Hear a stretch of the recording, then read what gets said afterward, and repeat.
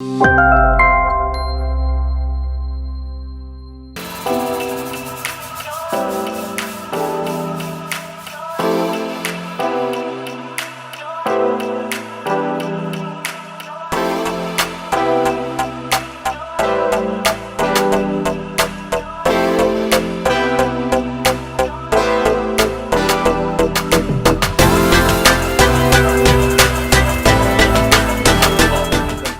être apaisé d'une certaine manière d'un mal-être qu'il y a en nous, en étant devant cet écran, en étant dans ce à quoi on est addict, à cette mise en place de ce réseau qui nous apaise, si on est là-dedans, oui, c'est problématique. Encore, et si quand on rentre là-dedans durablement et quand on n'y fait pas attention, ça peut durer des années cette histoire, hein, et quand ça dure pendant très longtemps, c'est là où on commence à avoir les symptômes.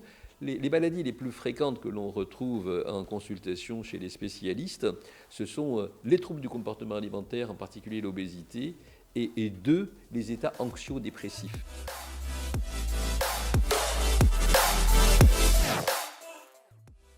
Les symptômes qui peuvent s'exprimer chez la personne, ce sont essentiellement des problèmes qui sont liés à leur rapport. Encore une fois, je le disais tout à l'heure, leur rapport à l'autre, mais leur rapport à eux-mêmes, surtout quand ils n'ont pas droit à la réponse à leur addiction. Ça veut dire que ce sont des gens qui se sentent mal, qui se sentent angoissés, qui se sentent physiquement tendus, qui peuvent commencer à ressentir des palpitations en eux, et donc des battements du cœur, etc. Et tout cela, ou même des maux de tête. En tout cas, toutes ces problématiques, tous ces symptômes, quand ils commencent à être présents, ils ont la particularité d'être calmés par la présence justement de ces réseaux sociaux.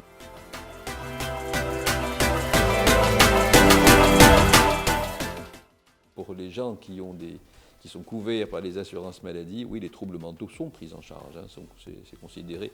C'est-à-dire que ce qui va être soigné, ce n'est pas l'addiction en tant que telle, c'est ces troubles qui sont liés au sevrage en particulier ou qui sont liés à l'addiction.